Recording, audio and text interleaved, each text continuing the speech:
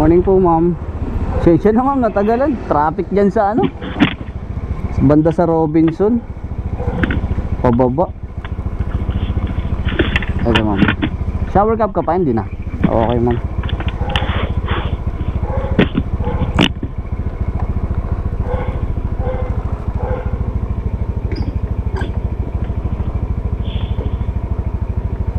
Okay na, ma'am? Apa. Ayos na tayo.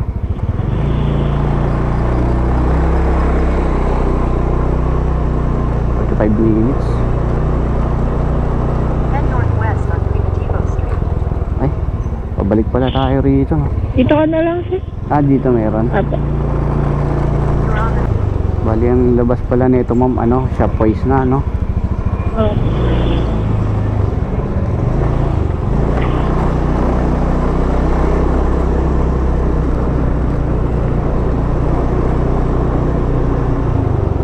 Parang mas madali nga rito kaysa dun sa kabila. take the next right on Bronx Drive, then turn right on Addison. Magmamadali pala kayo, ma'am? Medyo. Ay, May online class. okay. Parang di kakayanin ito, ma'am. Nalilig kayo na ito. Kaya, may cellphone. Ano po? Cellphone ako online.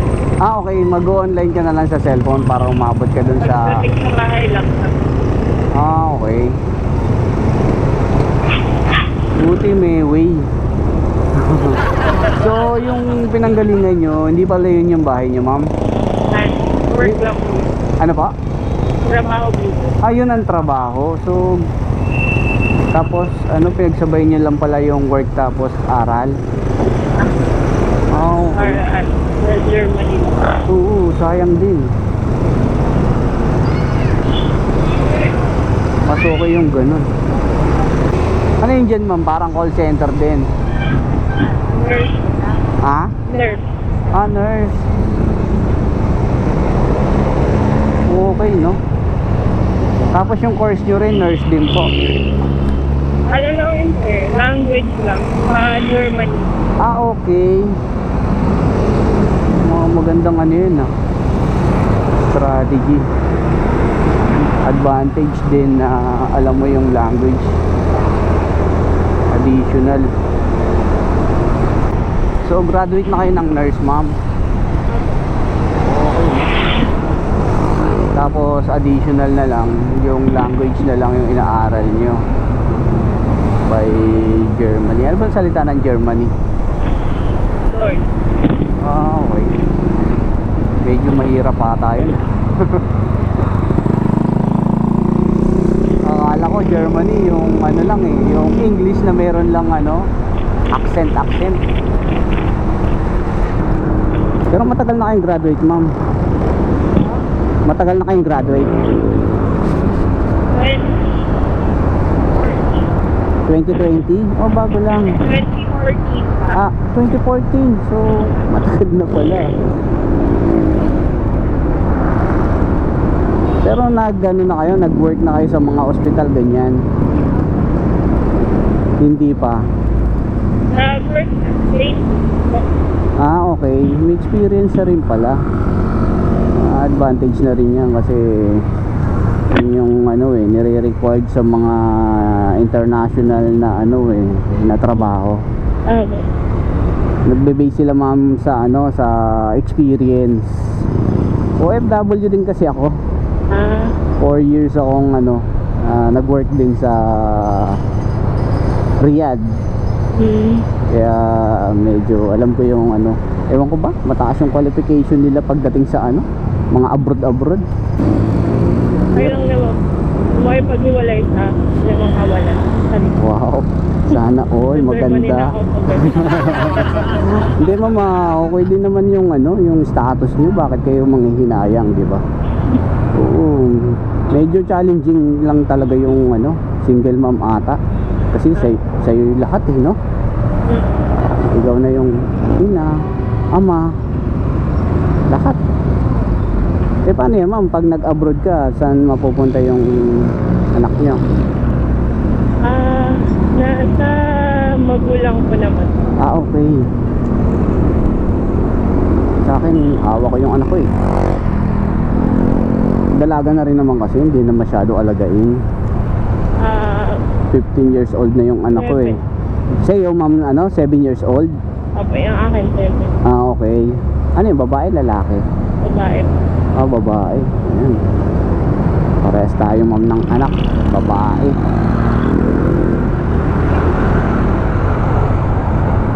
Kailangan alagaan maigi.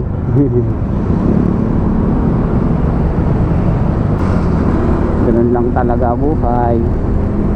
Yung tatay kasi nung anak ko, sir, Ano po? mabait naman. Opo. Anong... Ang kaso lang, dahil siguro mas malaki yung sahod ko, nakadepende na siya sa akin. Okay. So, get mo na yun, sir. May pinsan akong ganyan, buisit. Naasar din ako sa mga ganyan tao. Eh, nakakapagod kasi 7 years. Siyempre, nag-pandemic pa. Oo. Ang hirap. Tama yan, ma'am, tama. Deserve mo mawalan ng pabigat.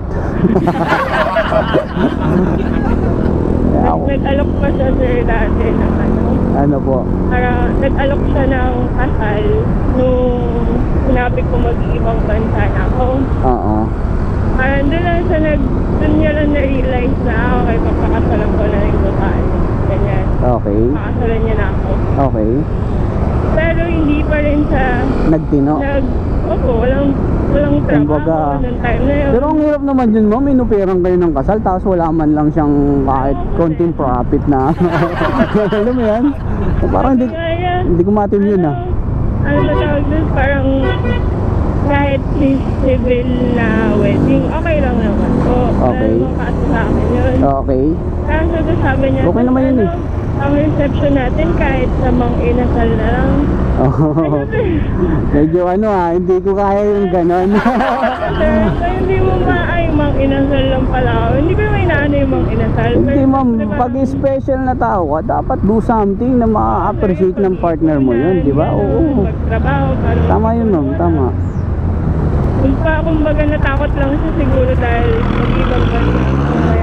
Kaya nag-declare siya ng kasal. Opo, sir, parang hindi. Sige, huwag na. Oo, mahirap ma'am, promise. Para ka naghahanap ng bato, pinalo sa ulo. Kaya nga po. Oo, kasi Kami walang ipon. Basta lakas na pang ang hirap ma'am, sobrang promise. Buti na lang talaga.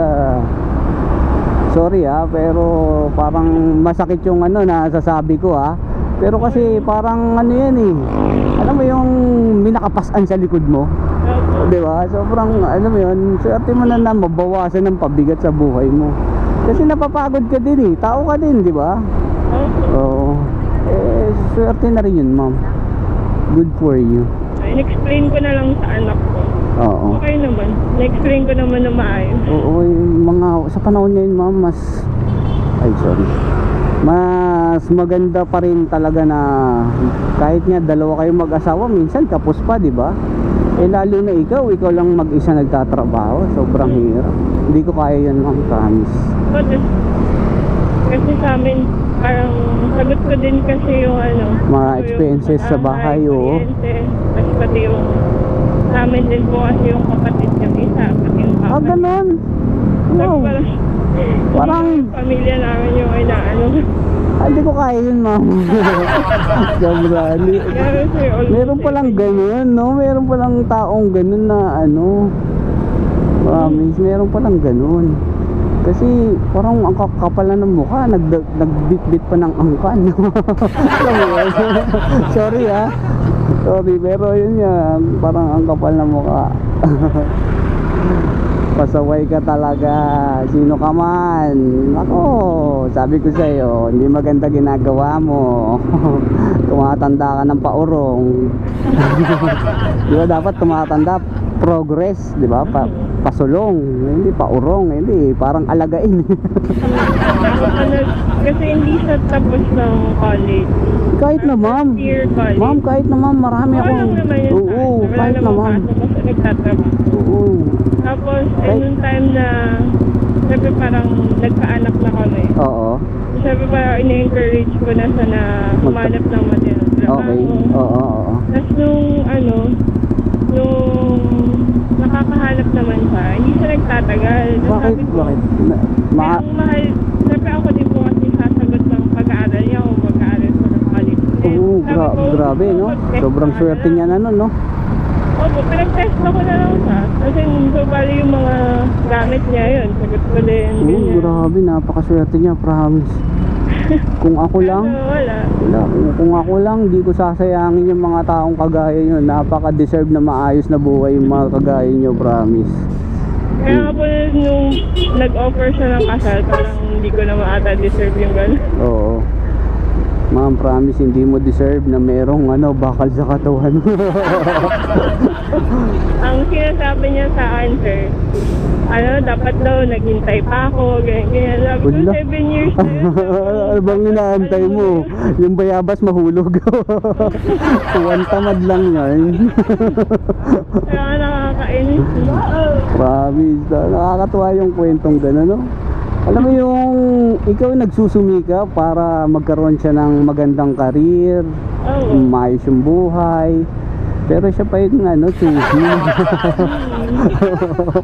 Wala na, nakakatawa. Sorry mama, Okay lang. hindi naman ata nakaka-open.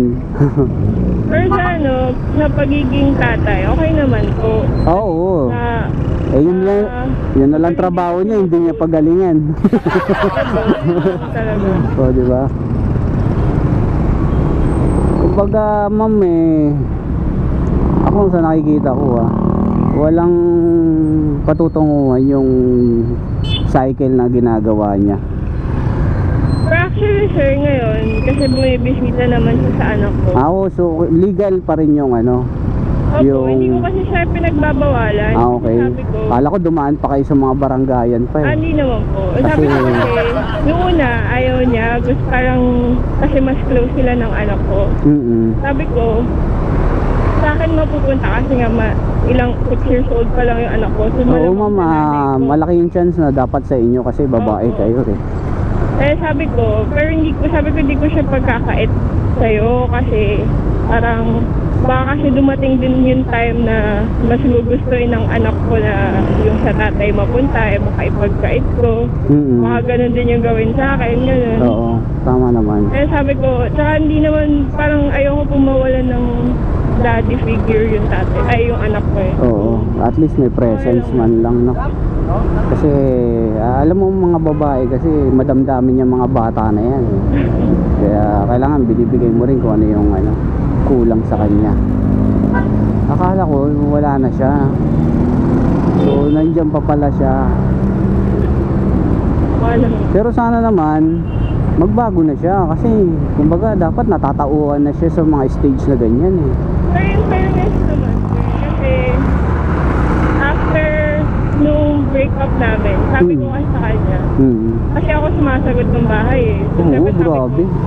Saludo talaga ako sa iyo. Wala kasi wala silang matitira nung Okay. Pero ma'am, yung bahay sa inyo din? Talagang lahat sila parang sampid lang pala, no? Grabe, no? Ganun pala talaga, no? Pero dapat kumbaga magbago na siya. Nagka-work naman na sa after ng breakup namin. Parang, ako ko, dun lang na siguro na-realize na kailangan na walang Kung kailan wala ka na, dapat kung mahal mo, gagawa ka ng paraan para maging masaya sa'yo yung tao, di ba? Kahit konting effort lang, di ba? Sa kanya parang, my God, may ganun palang tao. Hindi ko maatim. Ilang taon na pala kayo, ma'am? 30. Tingnan mo. Dapat yung mga age na ganyan, dapat sineseryoso na kasi pamilyado na, di ba? Sa kanya parang enjoy lang, di ba? Parang magtatrabaho tapos after a few months ayaw niya na. Di ba mahirap yun? Dapat siseryosohin na. At yun na nga. Hindi natin alam kung ano ang takbo ng buhay. Minsan swerte tayo, minsan hindi. Napakaswerte niya, ma'am. Meron siya maayos sa trabaho, pero hindi siya maswerte sa pag-ibig. Pero okay lang din. Lahat naman ng tao, may ganyan ng senaryo. Kaya magsulikat na lang tayo, magtrabaho para sa pamilya natin. Saludo tayo sa mga taong ganyan na ang intention lang magkaroon ng maayos na pamilya. Sobrang deserve ni ma'am na magkaroon ng maayos na pamilya. Ginagawa niya lahat para sa ikabubuti ng kanyang pamilya. Pero sadyang ganun talaga, meron tayong natatagpuan ng mga taong mahirap pakiusapan, intindihin. Kaya ganun ang nangyayari sa buhay nila. Sana sa susunod, mag-isip din yung ibang tao. Kung may mga deserve na taong ganito, bigyan nila ng importansya. Pahalagahan nila. Kaya sa ibang tao, sana intindihin nila yung mga partner nila sa buhay. Huwag nila samantalahin kung ano yung meron sila. Sa halip, tulungan natin sila para magkaroon ng maayos at matinong pamilya. Kasi ito lang talaga ang susi sa magandang relasyon ng isang pamilya. Ang maging iisa kayo. Hindi kayo nagbabangayan, nagsisilipan kung ano yung mga kahinaan nyo. And yun guys, kung umabot kayo sa last part ng video na to, maraming salamat sa panonood. And please, don't forget to subscribe, share, and hit the notification para ma-notify ka sa susunod na video. Peace out!